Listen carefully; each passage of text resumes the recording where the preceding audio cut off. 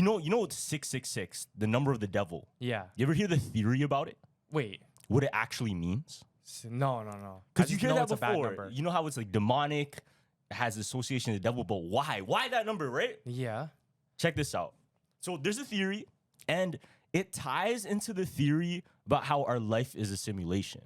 Okay. Now, I'm going to show you a picture, Yeah. and this is pretty much what every single computer operating system runs on.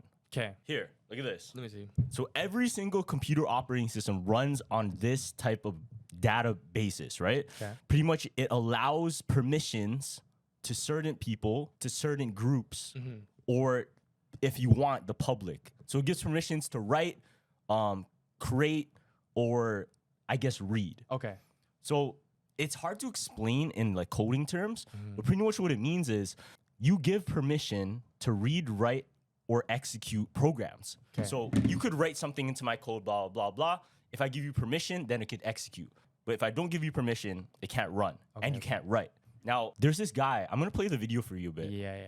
And he pretty much figured out that if our life really is under this simulation, like almost like a computer, Okay. the number 666 is pretty much the coding to give permission to evil forces to do anything. Really? And when I say evil, it just means anything.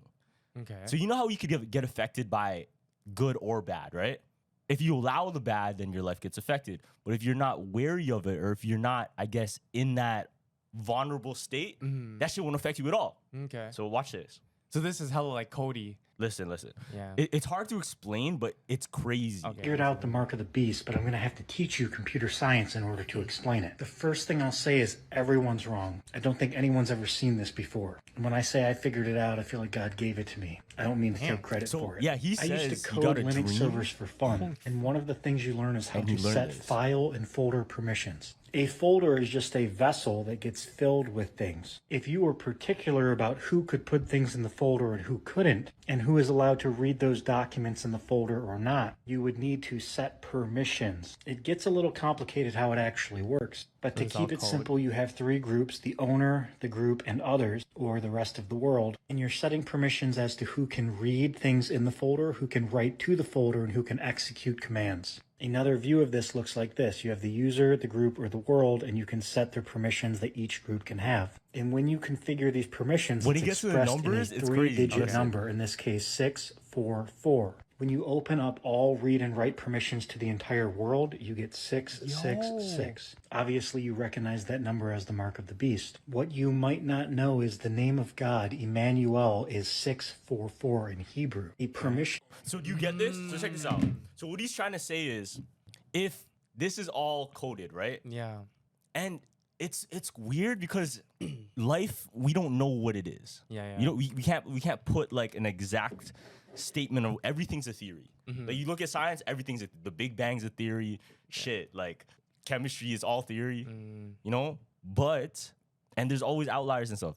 But what we can see is if we create things and we can give permissions to things, when we were created, how does that work? Like, it's so hard to explain. I don't want to sound crazy, Yeah. but what he's trying to say is if we were just in a code and we were just in a simulation and our creator put permissions into every single person, us choosing what we allow and what doesn't allow us to affect Yeah, us. and it's leading us in a It, route. it literally leads us into the life we play out. Yeah. If that makes sense, like tap into the comments if you guys get it. Yeah. It's very kind of complex. It is. But it makes you think, because when we create stuff, what he gets to is he starts saying we're starting to create AI. Humans start creating AI, and what happens when if AI rejects its creator?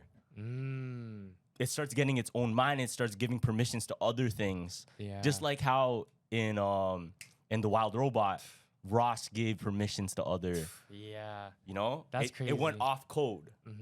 So in a sense, we were given and blessed that freedom as humans to choose, give, and do permissions with whatever we want. But because of that, we could fall into the wrong path. True. Type in the comments if you guys get it. Like, Yeah.